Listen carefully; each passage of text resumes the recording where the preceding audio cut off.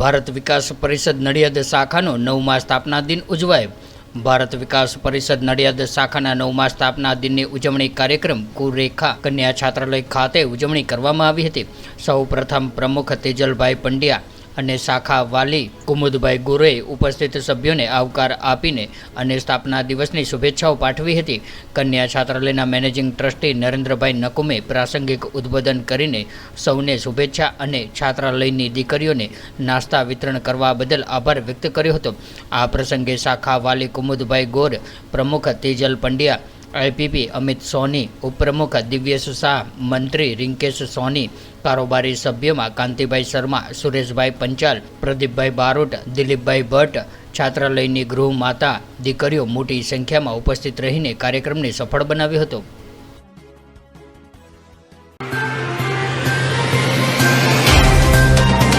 तो WhatsApp, Twitter, Facebook, Insta जहाँ भी आपका अकाउंट है, इसे शेयर बटन के द्वारा वहाँ पर शेयर करें।